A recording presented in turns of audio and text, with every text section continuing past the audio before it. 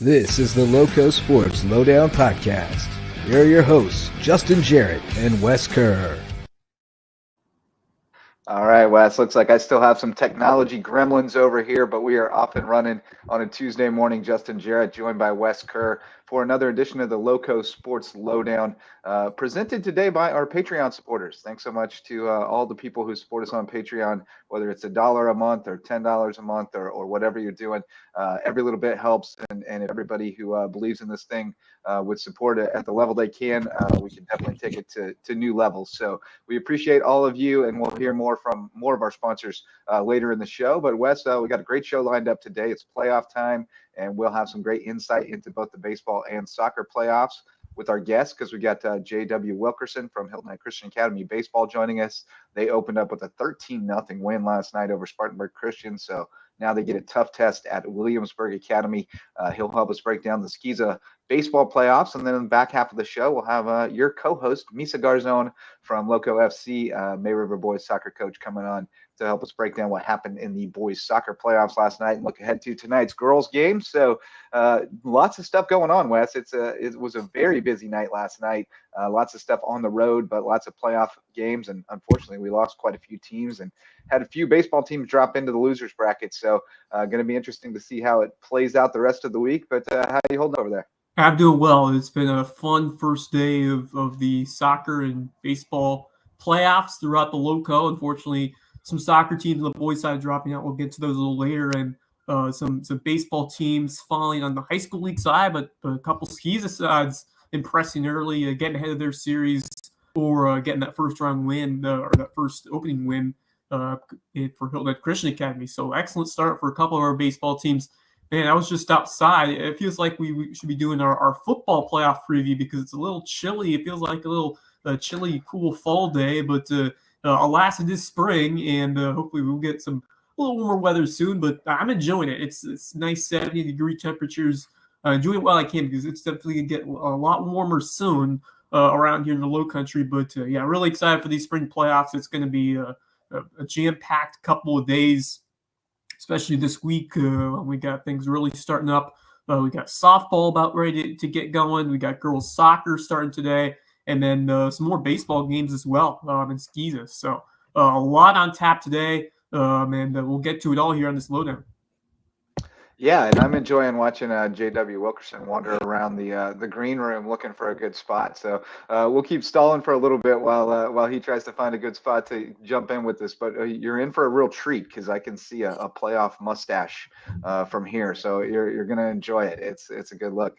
But yeah, let's get through a few more headlines here while we wait for J-Dub to get all set. But Hilton Head boys tennis falling 4-2 against Lucy Beckham. You mentioned a couple of those matches came down to third set tiebreakers, and if just one of those goes the other way, then we're into first doubles. If the Seahawks take both of them, they're marching on to the semifinals, but did not go their way this time against Lucy Beckham. Yeah, margins were very thin, but give a lot of props to both, Grant Pagapita and Stephen Russell for hanging tough and forcing those third set breakers, unfortunately falling on the wrong side. I thought Russell had a nice lead in that tiebreaker, but ended up falling 11-9. And Grant Pagapita, he stayed up a couple match points to force that third set breaker. He won the tiebreaker in the second set to force one for the match. And then it just got away from him in that third set. He saved 2 match points, kept it to I believe 9-7. But unfortunately, Max Thomas able to finish it off for Lucy Beckham and advance them to the lower state final. But congrats to some of these Seahawks getting some wins. Alex Ruckno with a victory, as well as a couple of others. Leo Nedkov for the Seahawks also getting a win. So, strong effort. You think if it got to the first singles with Nedkov and Ruckno, I would have given the Seahawks the edge there. So just unfortunate. All you had to do was win one of those 2 matches. Unfortunately, neither going your way, and you could just come up short in what was a fantastic battle against Lucy Beckham. But congratulations to the Seahawks on a very fine season. Yeah, absolutely. And the power in that region. I mean, gosh, Lucy Beckham was the number 3 team in the region, and they're going on to the semifinals. So that's state singles to look forward to. Yeah, absolutely, and we'll have some great contenders in that. Graham Angus, defending champ from Buford in the 3A division. So we'll definitely keep tabs on that. Let y'all know how that goes. And then the Region 7 4A golf tournament was yesterday as well. Lucy Beckham took that one by 8 shots over Bluffton, but Landry Williams from May River with a 73 to take medalist honors, and Bluffton also qualified for the lower state championship. So good to see those guys moving on. Our guy Brady Sacha. So yeah, Brady Sacha with a 92. Sacha. Brady's awesome. Great guy. He's done amazing work, especially helping us cover the heritage over the years, and man, he's become a heck of a golfer as well. That's a solid 90. I'll take a 92 any day on the course. I'll tell you that. Every day. That's a very solid score. But for some of these teams, Hilton had just coming up short in qualifying for lower state. Needed a 350 or lower. They shot a 353. But James Island and Bluffton, you mentioned them qualifying alongside the region champ Lucy Beckham. But Jones Saylor with a very impressive 76. We talked to him during the Heritage or after the Heritage, I believe, over on our podcast. And great guy. It's been awesome to catch up with some of these golfers and follow their journeys, and gonna be cool to see how they do here in this lower state qualifying tournament coming up soon. But yeah, very, very strong region. James Island and Lucy Beckham, I mean, across these sports, they have been very, very strong. And they had a good spring. Yeah, they've had a real good spring. No question. Yep. Well, we've got our guy JW and his wonderful playoff mustache have settled in on campus there. So let's get him in here. JW Wilkerson, coach of the Hilton Head Christian Eagles. And J-Dub, what's up, buddy? That stash is looking quite prime. I appreciate you. Power of the stash right here. So we're trying to make some things work. Bunch of guys got mullets. My wife said no to a mullet, so I went with the mustache. There you go. Well, it seems to be working. I mean, 13 runs the last 2 games. You got out of your funk. You were looking for ideas on Twitter. Did the mustache come from the crowdsourcing, or? I actually got a lot of positive feedback from that, and that's what it was for. Honestly, coaching, as you know, is taking different ideas, team from team. Each year is different, and we just had to find a little something. We started having a little bit more fun at practice and loosening some things up, and we got the guys to do it. Just hadn't been getting it done, and started to look at things we could control, and starting to focus on running on and off the field, being better teammates, stuff like that. And all of a sudden, 26 runs in 2 games speaks for itself. Coach Hayden Brooks at the toe on the mound, 4 innings pitched, 4 strikeouts, did not give up a run. Tell me how impressed you were about his performance. Hayden's a competitor. Last year he pitched well for us as a freshman. This year as a sophomore, started out the year great. Got us a couple early wins, threw well against Hilton Head, and then struggled. He struggled throwing strikes, lost his command, and as a teenage boy, losing your confidence is huge. So we had to get that back, and he looked the part last night. He was in a groove, throwing fastball for a strike, throwing the off speed for a strike.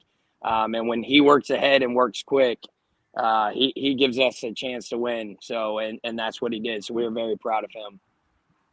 Yeah, and then you've had your share of adversity this year. Obviously, your big star player, Steel Bird, had some arm trouble that has relegated him. He's back now, thank goodness, but just relegated to DHing. But it's been huge to have that bat back in there, though, I know, because there's not a whole lot of guys in most Skiza lineups who can do like major damage, and when you've got one of them in there, it really changes the dynamic. But how has he dealt with this adversity, and what have you seen from him since he's been able to get back on the field? What does he bring to the squad? Yeah, no, absolutely. I mean, having any kid injured obviously hurts, but when you have a player like Steel Bird and what he brings to the table, his stats and stuff speak for itself. Being committed to Clemson speaks for itself. But honestly, I think even he would say it's helped him grow as a player. He's had to take a different role, obviously leading and helping in practice. And we start about 3 or 4 freshmen, and we start a freshman behind the plate, and he's had to really come in, and he leads a lot of those catcher drills and has helped guys, with their swings. And so we talk all the time. What makes you a different baseball player? A lot of kids play baseball. But what sets you apart? Like when someone comes to the field, like, are they just going to talk about how hard you throw? But are they going to talk about, picking guys up and being the first off the bench to cheer somebody on? And he's really, that's what he's been working on. And it showed. And, I ask the guys all the time, just buy into what we're talking about, what we believe in, our culture, our foundation. And he has bought in, and it's showing. And that culture that I was really impressed by when I came to watch you guys play a few weeks ago is that you guys just been staying loose, having fun, the excitement, the positivity out in the dugout, out on the field. It was noticeable all season long from when I saw you guys been playing. How have you instilled, that positive mindset to, relax, play loose, have fun out there?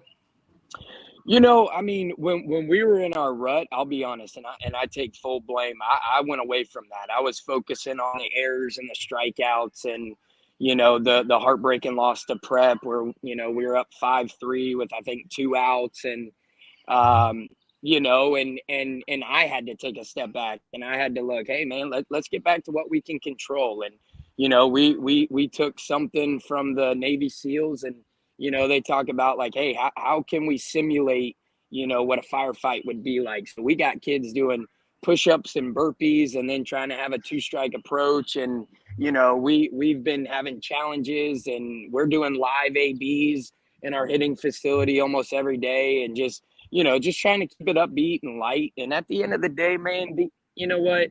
They're kids. They're kids that want to have fun and want to have fun playing baseball. And listen, I want to have fun. Like, I want to have a good time and run around and compete. And shoot, we've been playing wiffle ball too. And I get out there, and daggum, I'm sore after some wiffle ball games, but I'm sliding in the gym and diving. And the kids, you know what? They're at their best when they're being kids and playing baseball. And that's what we're trying to do in this playoff run is let them play the games, let them have fun, and just compete. At the end of the day, it is a game. And Absolutely. you got to play it hard. You got to play it the right way. But if you're not having fun, you're doing something wrong, because it is a game at the end of the day. It's designed to be fun. And definitely, you see that. You see the teams that are, when they're having a good time, they tend to play well. And when they're sulking and pouting and those things, it usually snowballs on you. But fresh start now in the playoffs, certainly. And sometimes a little rough patch can be a positive. Like, you tell your kids, we don't worry about mistakes, because that's how you learn from your mistakes. Well, you learn from that adversity as well. So fresh slate last night, 13-0, and now you get to go to Williamsburg. I think going into the season, you probably felt like you'd be in the mix for one of those number 1 seeds. So, even as a 4 seed, it doesn't feel like that big of an uphill climb. But how are you guys approaching it? I've told our guys, we're honestly just competing against ourselves. We're not looking at any other team. We're not focused on any other team. We've played a gauntlet this year. I think outside of Beaufort High, and the schedule Shane had to deal with, we've been at the hit tournament. We've got weekend trips to Columbia and Charleston. We've played Hilton Head, Bluffton, Beaufort, Colleton, Lucy Beckham, Bishop England, Hanahan. We're ready. We'll schedule anybody at any time. If teams want to play, we will play. We're not going to shy. Yeah, we're not going to shy away from a moment, because honestly, that's what I'm trying to tell our kids. So we're going into this. Williamsburg is a great team.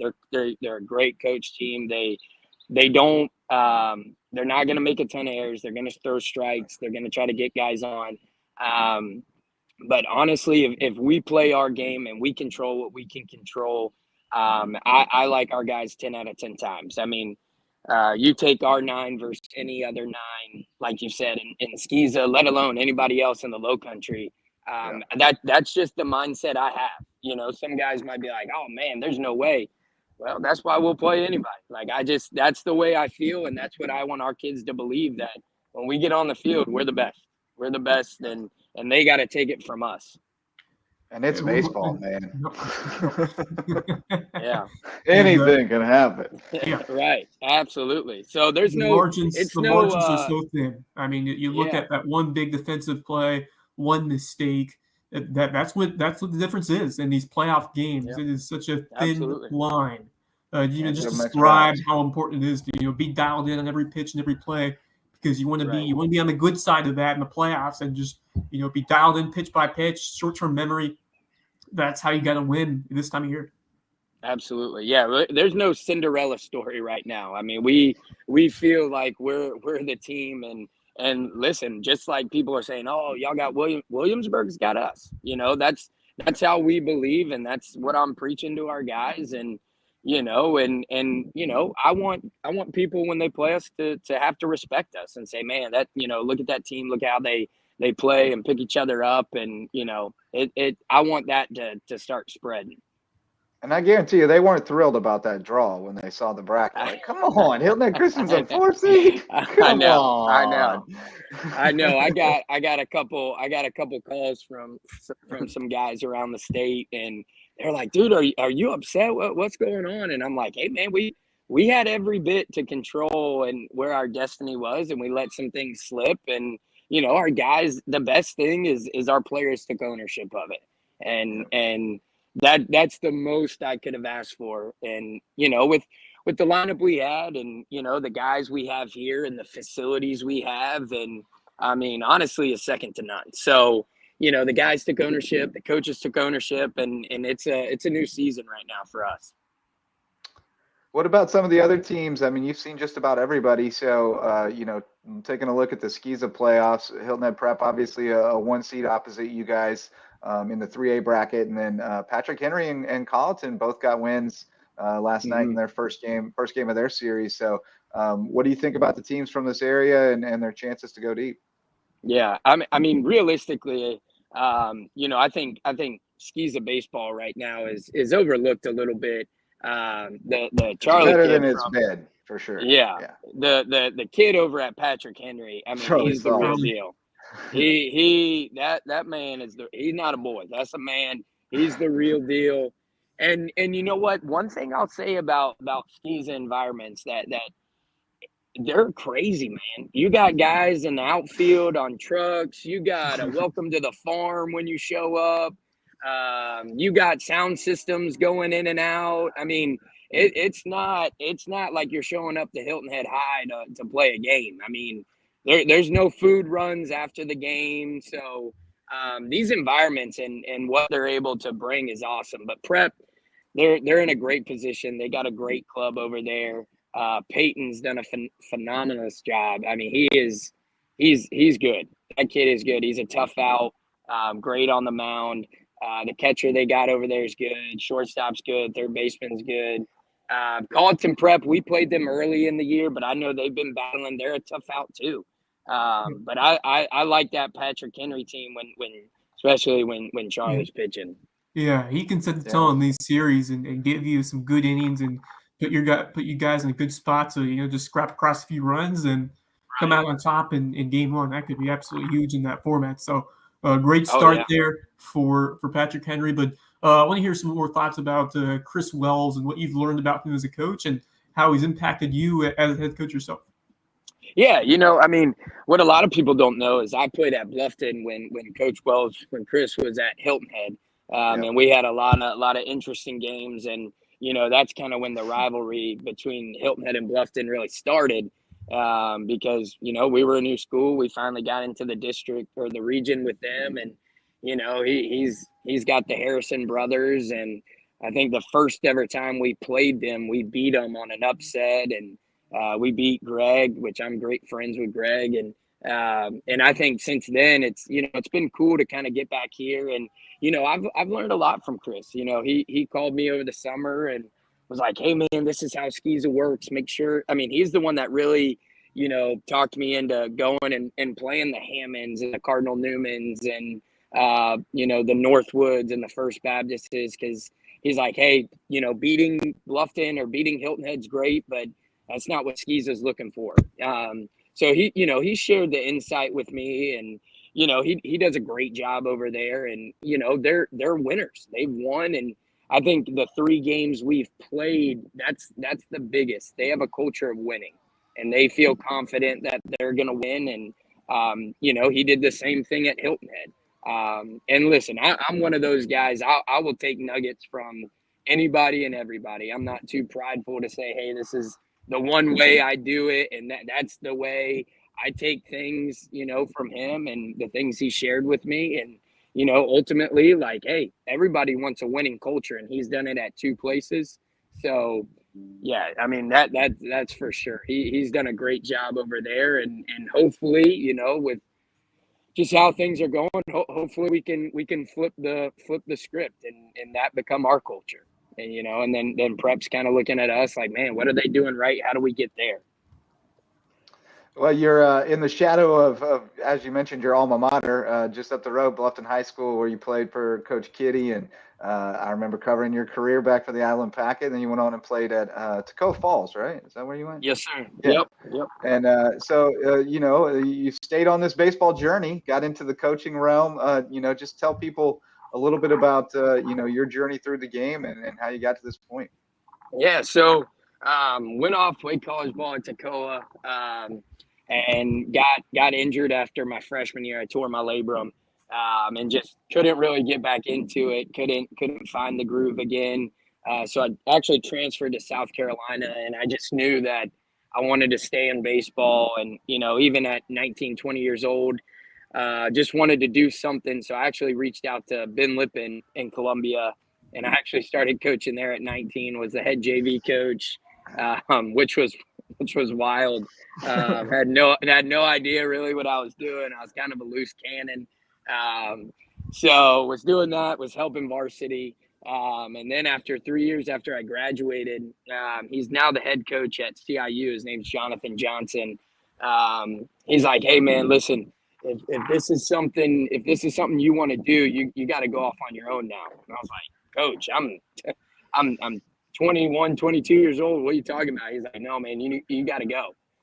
So I actually applied to Hilton Head Christian Academy, 10, 11 years ago. Didn't get the job.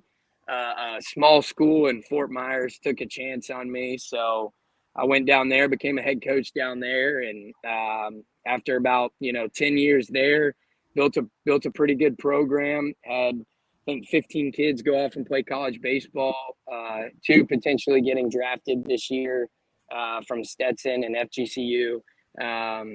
But my wife's a neuro ICU nurse. We got 2 kids. My family's still here. Her family's still here. So when Christian Academy job opened up, it was just it was meant to be. And it's what I feel called to do. I love helping kids on their paths and their journeys, and ultimately just watching them grow. The coolest thing is I've actually already been at multiple players' weddings, which is wild, which is extremely wild. But it's just getting that text, getting that call, and ultimately, man, just building relationships with these kids and them knowing that I'm there for them, and this is what I want to do, and we just get to share baseball while we're at it, doing this thing called life. So it's ultimately a blessing for me. That's the biggest joy of them all. I mean, being able to follow Absolutely. a kid after they leave the program and see all the things that they do in their careers and their personal life, just an awesome journey to continue to track these guys. So awesome. That's just, I love to hear those kinds of things and to hear those relationships continuing off the field and lasting throughout their lives. So great stuff. And just recount me on some of the biggest lessons that you've taken with you as a coach these last few years and how they've been able to help you here back at Hilton Head Christian. Yeah, I mean, I would say the biggest thing is constantly learn and constantly grow. A question I get asked a lot is like, what's your philosophy? What's this? Man, my philosophy changes every other week. I think I have it set where I'm like, all right, I know these kids, I know exactly what they need. And then boom, their life happens and something changes with them. And, whether it's at home or a girlfriend or whatever, and then boom, my philosophy changes. Where at first I was stuck on my ways. We had to match, we had to do this. Man, my kids are playing in neon cleats and orange long sleeves and it's changed. And that's where I would say is the biggest thing for me is letting my culture also develop and letting me continue to grow so I can help these kids grow has been the biggest learning lesson for me. Very good stuff, man. Well, I've enjoyed watching you grow up. I mean, you're talking about going to players' weddings. I mean, I've coached kids of kids I covered now, so Yeah, I may end up absolutely. coaching yours before it's all said and There done. we Who go. knows? But There we go. Hey, if you wanna start a little 6U travel ball, let me know. Keegan's ready. Keegan's ready for it.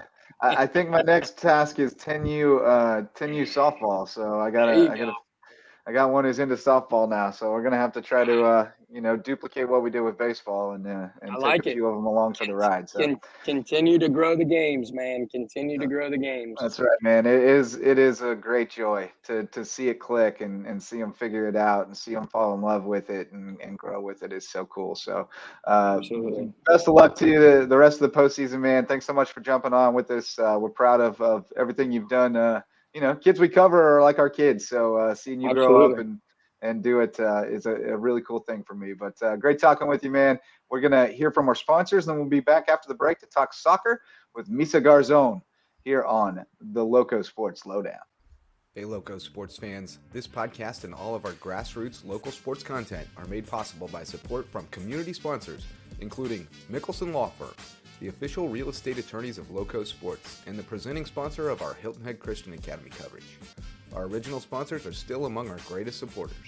Ryan and Tiffany Mickelson are community pillars who will be in your corner no matter your legal needs.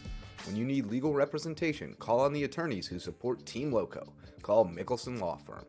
Hospice Care of the Lowcountry, the official hospice provider of Lowco Sports and the only not-for-profit hospice in southern Beaufort County.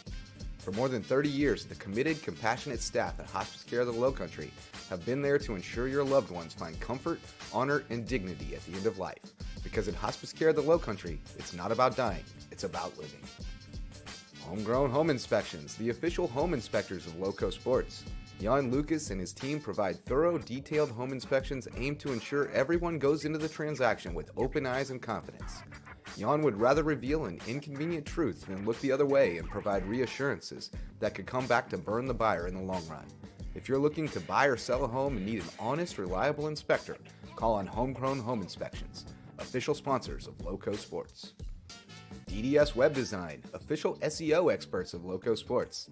If your business or organization has a website and you're trying to figure out what SEO is, you need to call on Denise and Dave Sinkovich at DDS Web Design.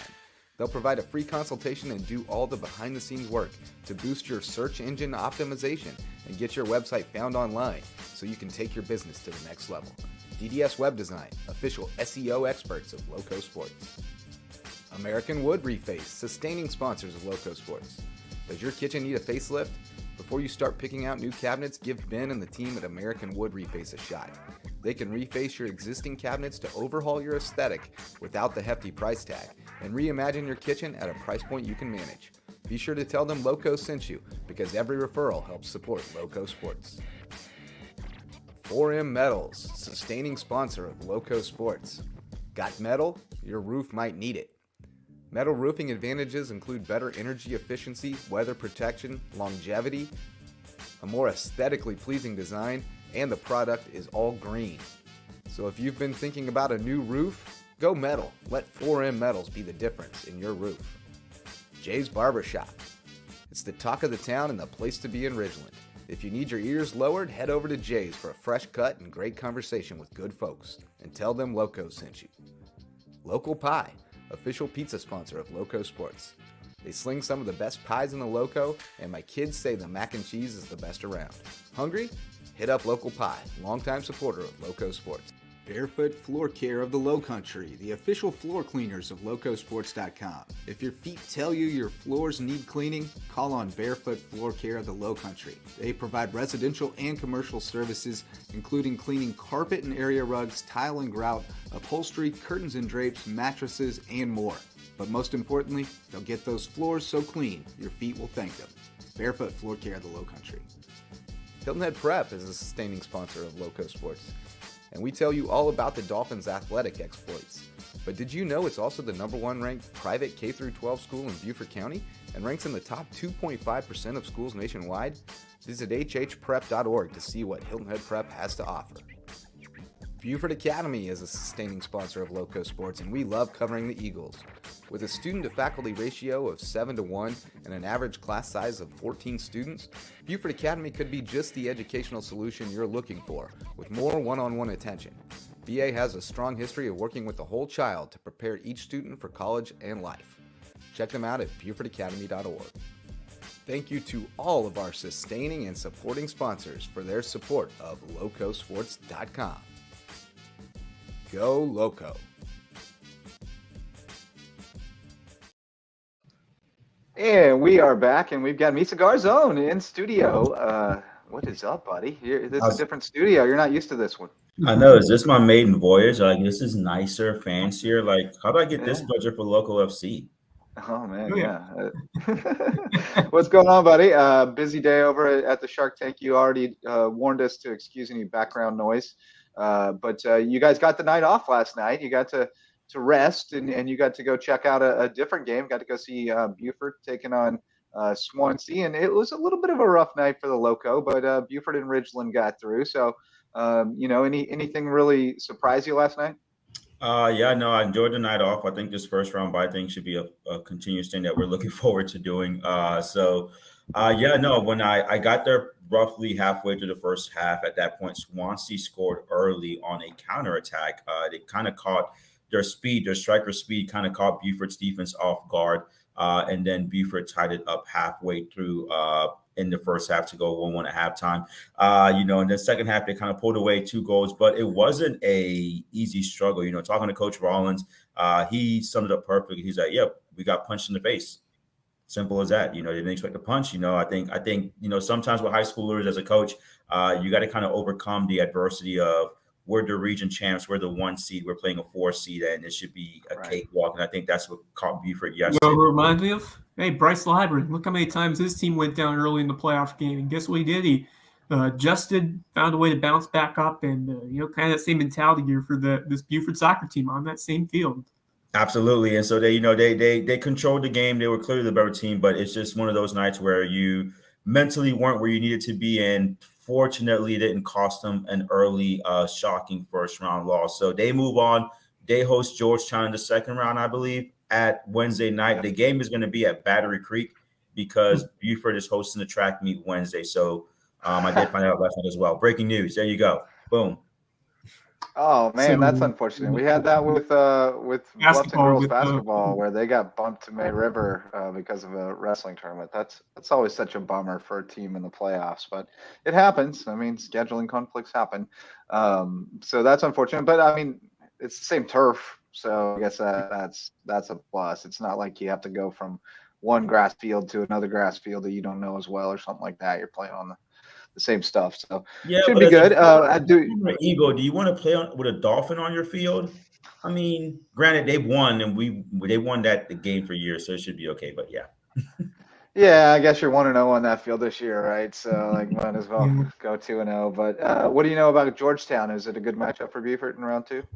It should be a good matchup. They should be a favorable matchup. Georgetown is 8-10 in the season, and they finished third in their region. They're coming out of that Myrtle Beach region. With Waccamaw and stuff, they've had some decent wins. Beaufort has a stronger strength of schedule than Georgetown does, and they kind of have more impressive wins. But like we learned last night, it's one thing what the stats tell you and what the numbers tell you, it's another thing what you actually put on the field. Beaufort does have the advantage of Georgetown having to travel down a good ways away, so that should help them. But yeah, I expect Beaufort to win in this second round. It should be a comfortable win for them, but you never know what happens when you actually blow the whistle and kick off. Yep. I mean, when you don't play on paper, you play on grass field. So that's when you decide for real. You can talk about numbers all you want, but it all comes down to what happens in that one game, and you never know. You never know what can happen. A one game playoff situation. So that's why I enjoy it and love it so much, and that's why they can be so hard to predict in the end. But Buford able to survive and advance, as they say, 3-1 over Swansea. And Ridgeland picking up a first round win as well, 11-0. So dominant victory to open the postseason for the Jags.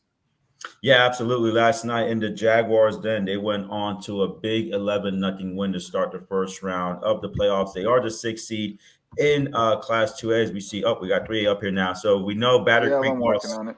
You're good. Batter Creek lost 6-0 to Dreer last night as well. So their season is over. But Ridgeland getting the big home win, 11-0 against Timberland. They now move on to face Academic Magnet on Wednesday at Academic Magnet. Academic Magnet, one of the traditional soccer powerhouses on the boys' side.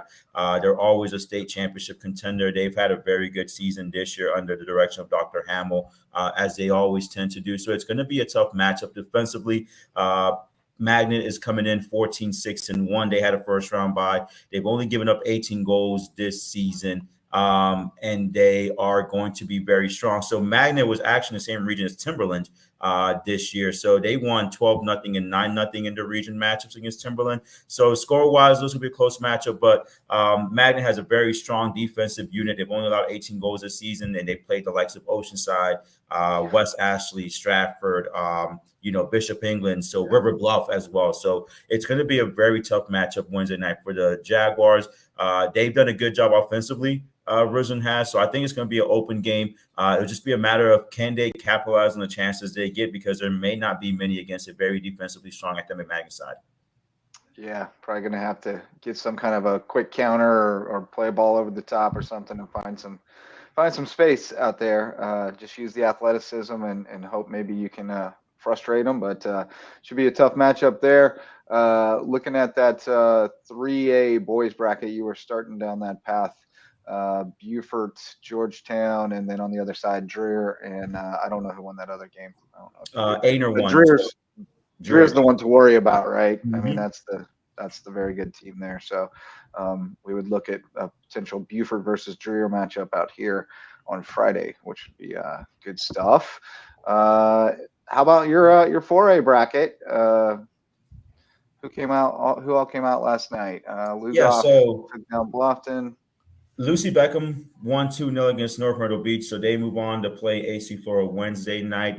West Florence beat Ridgeview 7-2, so they will come to us tomorrow night at 6 here at the Shark Tank. Irmo beat South Florence, I believe, 6-0, so they go to James Island, and then Bluffton lost 1-0 Lugoff Elgin. I think that was an upset just based on kind of what we saw in the film and everything. So that was a unfortunate early season playoff loss for the Bobcats. Their season is over. So it looks at the higher seeds all, won. And now we move on to round 2 tomorrow night. Very good. And then we get the girls playoffs starting tonight for a couple different classifications. Bluffton's at Hartsville, May River. Your Lady Sharks taking on Lugoff Elgin. But then the 3A Quinn Wilson, the Beaufort Eagles facing Brooklyn Casey, Battery Creek Dreyer. And then Class 2A Wade Hampton's taking on Gray Collegiate. And then Bridges Prep at Academic Magnet. What matchups do you have your eye on, especially those Class 4A teams? You got Bluffton, you got May River. Any of those squads have the chance to pull off an upset and win on the road? Oh, yeah, absolutely. I'll start with 4A. So with the Bluffton girls traveling to Hartsville, the biggest issue is going to be can Bluffton kind of bounce back from the recent skid that they've had with the losses recently, losing to May River at the Bluffton Derby Monday night, and then losing their season finale against the 5A West Ashley squad, a pretty good squad. They kind of been on the side lately, so looking to turn that around. And I think with Hartsville, we've said it all year on the podcast, Wes, Region 7 4A girls is the toughest region in the state, I would contend, for boys or girls. It's just a gauntlet there. So if you survive that, you have a high chance. Last year, 3 of the 4 teams in lower state semifinals came from Region 7, and the lower state finalists were both teams from Region 7. And one of those, Hilton Head, was eliminated thanks in part to May River beating Bluffton. So Hartsville is 14-7 coming into this game. They finished 6-4 in the region that they're in with Region 6, which is the Myrtle Beach region. But Bluffton should be the favorite side. If you look at statistics, again, numbers, I'm giving you guys numbers, but numbers say Bluffton should be the clear winner here. I mean, they're technically upsets when you look at the bracket because they're the road team, but when you think of that, are they really upsets when you just see this region and how competitive it's been for both Bluffton and for May Rivers? So, I mean, I gotta think Bluffton be favored, and I think this May River team, I think I've seen a lot from them, especially by how hard they compete against teams like Hilton Head, against Bluffton. They're playing good soccer going into the playoffs. That's important.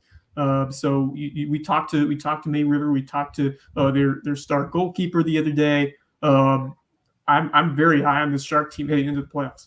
Yeah, I think I'll take all five. We'll have five in the next round. I think May River wins tonight. I think Bluffton wins tonight. I think they play Thursday, and then I can go scores if you want. I think I got Bluffton winning 3-0 and May River winning 4-0. There you go. Mark that down. All right, there you go. Yeah. All right, I'll take it. Yeah, we'll take all three of them or all four of them. Yeah, from our region. You could throw in a fifth one. Hilton Head could probably win a first round game too if they got one. I actually think they could. Honestly, I do too. Yeah, 100%. 3A girls, you got Beaufort at home against Brooklyn Casey. You got Battery Creek with another death march to Dreer. Yeah, I don't think the Battery Creek girls are going to be able to pull the upset, but anything could happen. Dreer is a very strong program this year on the girls' side. As for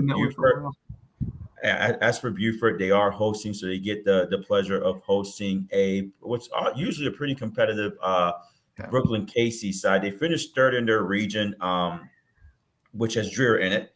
So it's not it's a sorry region. They are 12-11 for this year, and it should be a pretty competitive game. But with Quinn Wilson in goal, Beaufort will always have a chance. If you look at Brooklyn Casey, they've scored 82 goals this year. But if you look at some of the games they played, it has been against very subpar competition. So it should be a good game. I have Beaufort winning this game as well. I don't know what the scoreline is going to be, so I'm not giving that. But I think Beaufort moves on to the second round, which then they would probably play a very tough Camden squad away. Yeah, Camden, I'm guessing they have some of those basketball girls on that soccer field, and they got some athletes. They got some dogs on that basketball team now. So I imagine they're pretty tough. But who else we want to look at, fellas? We got regular season skis at play. Hilton Head Christian Academy, the girls' side. I expect a better performance from the Eagles this time around. We have Wade Hampton girls playing Great Collegiate. That actually might be a closer game than you think. So be an eye out for that. Look at that ridiculous draw. Wade Hampton doesn't belong in the same fruit basket as Great Collegiate and Ocean Collegiate and York Prep and Governor's School. Wait, is that Bishop England and Academic Magnet? What podcast is that? We're going to discuss that, and we're going to invite Ian. Shout out to Ian from Horry County. Oh yeah, we'll get that podcast going. It's a different one, right? That's a different podcast. Yeah, sure. I mean, we can do it on this podcast, a different episode, but I think we could devote a whole episode to that. What are we doing here? Yeah, but I'm hating Hilton Head Prep, Hilton Head Christian. Although I may have to check. Baseball's home too, so I may have to go back and forth between those two. But I'll probably check out some of Christian Prep girls. Do you expect maybe a closer, more competitive game this time around after Hilton Head Prep dominated the first one? No. Yeah. Let me give you analysis. Prep has come on as of late, and they're kind of on a surge. And when you have the players that they have in attack, I don't think, not that Christian Academy is a bad squad, but I think right now just matchup wise, I think Prep is a stronger side, has a stronger players. Anything can happen, but just based on how we look at the last game they played, right? Even was this the unofficial game they played in it replay, or was that another game? That was JP2. That was JP2 and Prep. JP2 and Prep. Gotcha. So Christian and Prep played last week. Prep shut out, I believe, 4-0. Yeah, so I think it'll be more of the same. I think Prep will win this battle and sweep the season series between the two private academies that were in Hilton Head, but now they're not in the same place. No comment. So I think Prep girls will win that one, and I think it'll be a strong for Christian Academy girls, it's going to help them for the playoff run, right? Because this is a tough squad you're playing against. Measure yourself. Use this game to kind of get ready for what you hope to be another deep playoff run. And then for the prep girls, it's just fine tuning to make a playoff run as well. They want to make up for what last year when they lost earlier than we expected them to lose, because they want to go back to state championship games. So I think prep cruises tonight. And then, both teams will be very competitive in the playoffs next week.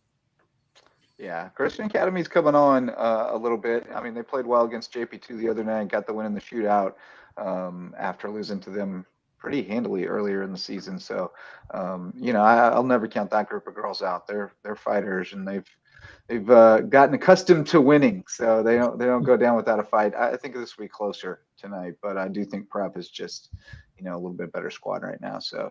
But I think they'll all three of them will do damage in the playoffs. I think JP2 is formidable too. So good stuff. Well, while we've got you, I mean, we got some other May River news, so we might as well keep you in here because our guy Brooks Van Esselston, all-timer, a GOAT and Lowco legend, named the Lower State Player of the Year for boys lacrosse and selected to play in the North-South All-Star Game along with Jacob Bollinger. So more congratulations, more accolades, and we get to shower Brooks Van Esselston with more praise. He is the best. He is the epitome of a student athlete, isn't he? I mean, just unbelievable. He's the best of us. Yeah, he is. His great attitude, very competitive, tries his best. He's very supportive. I think the lacrosse boys are coming to our game tomorrow night, and so not surprised that he's earned all these accolades, because I think he's one of the best lacrosse players in the state. Obviously, I'm biased. He's a great kid. He and I, he already kind of gave up too much info last time he was with you guys about our relationship, but very happy for him. I think this is the inaugural North-South for lacrosse too, I believe, right? This is the first ever North-South for lacrosse. So it's awesome that they're finally doing that, because that sport is growing in the state. So very well deserved. I'm going to give him a shout out here when I see him in the hallway, because I always see him in the hallway because he seems to never be in class. So there you go, Brooks. That's on the podcast now. You're welcome. But definitely very deserving and not surprising. So, they had a great run, made it to the Final Four. That big win against Bishop England at home, with the last minute tie and then winning overtime, and then couldn't get it done against Lucy Beckham, but as we saw, that's a very good squad up there. But definitely player of the year, and then the North-South. Awesome. Yep. Yeah, he's a boss. He's an absolute boss. And speaking of guys who were a boss when they were at May River, Garvin Douglas, out in my homeland of Kansas, he's at Hutchinson Community College, and he's looking like QB1 in spring ball. Wes, did you check out those highlights? Yeah. Oh, how about that nasty run? Yes. There on social media that I saw. He's tearing up, and great to see him get those opportunities. There's so many chances. You look at those community colleges, and it gives those guys may have slipped under the radar. And he's a perfect example of someone who may have just flown under the radar throughout his high school career, and now going to college. Someone who's really quick, agile, really talented. You could put him a couple different spots, and he has just the raw athletic ability to shine. Yeah, absolutely. You guys know how Madden in NCAA football, you had the ATH when you were trying to scout players and all that. That's what he is. He's the ATH, where he can do all things like Wes just said. He was here a little while ago recently, and I was catching up with him, and I was like, hey, my big thing with him was always hire your grades. Like, Coach, I got all A's, doing good. There's not much to do in Kansas, so I can't get in trouble. I can't do too much out. But yeah, I saw the highlight, and I was like, oh, okay, this is like Garvin Douglas upgraded from what we saw at May River. Now he's at level. So, D2, D1 colleges, if you need an athlete on your team that's going to give you good grades, going to work hard, a phenomenal person as a human being, you need to go ahead and go to Kansas and offer him something, because he should be playing at a higher level soon, especially if he continues making those highlights he's making right now that he did on social media. Oh, are we getting it? Are we getting it? Yep. Yeah, we're trying to. It's going to be small, but we can see Garv. Here we go. I think this is the one right here, right? Where he cuts and, yep, gone. Zoop. Bye. See you later. Yeah, we've seen that one before. Yeah, Garvin Douglas. You never know how it's going to work out with the JUCO thing.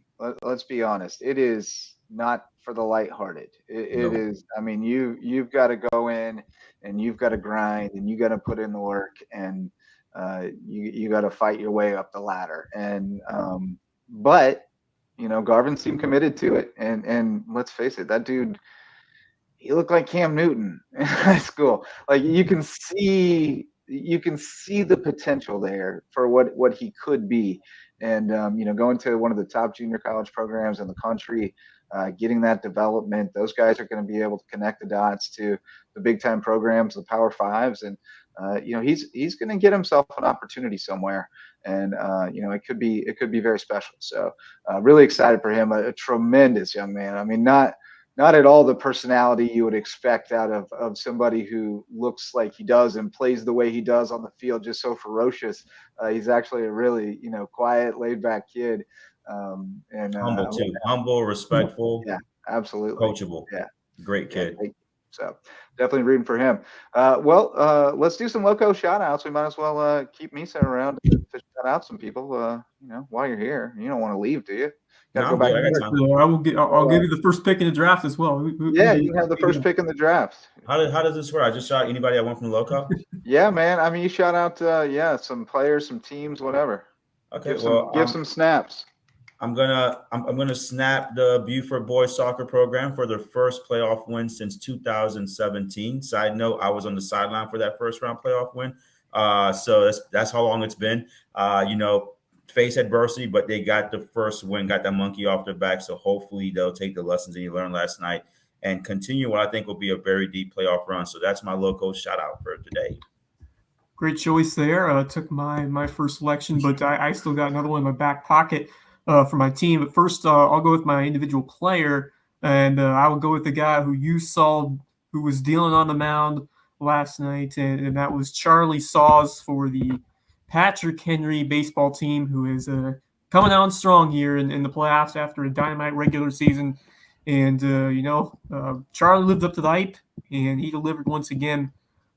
1 hit allowed, 5 strikeouts, and a walk, completely in control as the Patrick Henry squad took game 1 against St. John's Christian in that best-of-3 series. So great start there for PHA. They'll be on the road, I believe, today for game 2 of that series.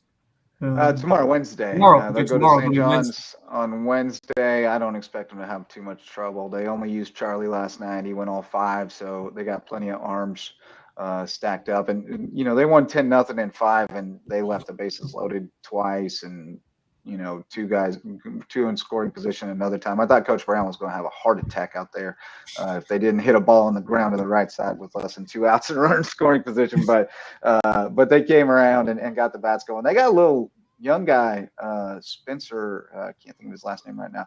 Little John Kruk. Yeah, that's his name. Kelleher.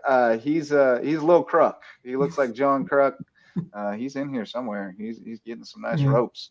So I was going to give him a shout out because I like him, Low Crop. Yeah, and then for my team, I'll go with a team we really didn't talk about much in the soccer segment, but JP2 girls taking care of business over Carlton Prep 9-0, getting their 10th win of the season, and Emma Sauls, Evelyn Melnick, Ayla Reynolds, and Hollis Melnick all with 2 goals each. Savannah Trot with 1, and of course Trinity Grace Maxwell picking up the clean sheet with 6 saves. So an all-around complete performance for JP2, who's looking very strong here heading into the playoffs. Yeah, absolutely. Nice bounce back win for them, and their boys won big as well, like 11-1, I believe. I will give my individual shout outs. I'll go Landry Williams, May River Golf, shooting that 73 to win the region title. That was big time. Also throwing it back to the weekend, McKenna Swinton from May River, double winner in the region track and field meet. She won the 2 of the throws, discus and the shot, I believe. Because Michaela Chisholm won the javelin. So there's another one. And for my team, I'll give that HHCA baseball team a little love. Great job. Great time talking to JW today. Really impressed with the adversity they faced late in the season. It was kind of going the wrong direction for them, and to bounce back and beat Patrick Henry the way they did the other night, and then to just leave no doubt in the first game in the playoffs. I've got some confidence that they're going to make some more noise there, and I wouldn't rule out a Hilton Head Christian, Hilton Head Prep championship series, to be honest with you. I'll be down for that one. That would be so much fun. But you just look at all the adversity the Hilton Christian Academy, faced with here, a couple injury issues and just a couple of tough losses, but to see, them, still staying on track, having that strong mentality, heading into the playoffs and putting a performance like they did up to really set the tone for what could be a deep run. I think they've really started to click, find their groove at the right time, and if they can stay healthy and get good production out of their big guys like Steel Bird and some of those key pieces, and especially what we saw on the mound today in this first start for Hayden Brooks, that was very encouraging. Dylan Clark, Tucker Tivapa, they've got some depth, they've got some athletes. They're going to have to be some of the guys who may have to be the clutch hitters, to come up big at the plate, get runners on, keep them moving. So, very, very strong start. I didn't expect them to roll by that much, 13-0, but still some big challenges ahead, including Williamsburg Academy coming up. Yeah, should be good stuff. What are we looking forward to the next couple of days, guys? Where are we headed? I know where you'll be tomorrow night, Misa, but what are you doing tonight? Tonight we're going to practice, and then I am one of my JV players got selected as a district student of the month for the character award of the month. So we're going to go out there and support him at Beaufort. So I won't be catching any games. I might swing by Beaufort High, depending what time that ends. Yeah, Beaufort Gilbert should be a very good game on the baseball side. Yeah, will Beaufort's own be covering that one? Not sure. Okay. Not sure. They'll have something covered tonight. I guarantee you that. Yeah, they were there last night. So tomorrow, if you have nothing to do, come out to the tank for the second round playoff game, May River West Florence at 6 p.m. If you have nothing to do. I'll be over Hillhead Prep. Was it Carolina Academy and Northside Christian who won that? Whoever will play the winner of that one today. So I think our baseball team's hosting Lancaster tomorrow, elimination game as well at Landshark Field. All right. There you go. Yeah, that's right. They will have one tomorrow. They haven't. I don't see where they've scheduled one yet for tonight, but I'm guessing they'll have either baseball or girls soccer on Beaufort's own tonight. So, you got to check out the other one in person, I guess, and then watch the replay later on. It's all hands on deck tonight. I'll be coaching softball. The Killer Whales have a big one tonight in the 10U Rec League. How about you, Wes? Where are you headed? I'm going to watch some Skiza baseball. I believe checking the brackets right now. Yeah. I will be over watching those Hilton Head Prep Dolphins begin their playoff run. I am bought into what Chris Wells and that team is doing. It's a scrappy group, and they've got the depth. They've just got that the mentality that you need to win the playoffs. They do a great job of extending at bats, working those deep counts, getting runners on. They'll make you fight. They'll make you battle. If you're the opposition coming in there. So definitely going to be a fun team to watch and a group that could take this deep. And you mentioned we could definitely say Hilton Head Christian Academy. I believe Carolina Academy is the team that they will face today. They beat Northside Christian 3-2 last night. So Carolina Academy, Hilton Head Prep in Sea Pines today. Yep, there you go. So should be a good one. And then the soccer games are there too, right? Doesn't the baseball field? I believe so. Yeah, soccer's there too, and boys soccer. Yeah, so busy. How are they going to do that? Doesn't the baseball field encroach on the soccer field? Yes, that's the. I wonder if they'll have to play a different site because I remember having to do that before. So I'll let you know on. I'll have to Twitter. Get to the bottom of that. Yeah, I will let you know on Twitter what happens with that and where the sites will be for those games because that could be tricky. Because you got that's gonna be interesting to see what they do. That could be a dangerous situation playing soccer in the outfield. I don't know. I think they should try it. It would be interesting and not dull. That's for sure. Both games could be very interesting. A home run could be a goal. Like I'm here for that. Just trying to see what happens. Softball, I don't know. I mean, we had basketball. So now we got to merge baseball and soccer. Basketball was a great sport, by the way. That thing had legs. I'm pretty sure Will Farrell's watching our podcast now. He's going to have a script written for the new soccer baseball sport, and a movie out in 2 years. Don't worry. There you go. Maybe we should get the jump on him and get it written ourselves. Well, guys, I think we've done enough damage. Been silly enough for a Tuesday morning. Appreciate you getting on with us this morning, Misa. Always a good time. Thanks to JW Wilkerson for coming on as well. Great to talk to to a young man that I covered way back in the day who's all grown up. Speaking of Will Ferrell and those guys, he's all grown up and coaching his own baseball team like a big boy now. It's very cool. He's doing a great job. So it's just one of the great pleasures to watch the kids grow up and become adults and contributing members of our community. So thanks so much to all of our sponsors and to all of you for showing up to listen or watch. I think I messed up my subject verb disagreement there, but that's going to do it for this show. For Wes Kerr and Misael Garzon, I'm Justin Jarrett. Until next time, go Lowco.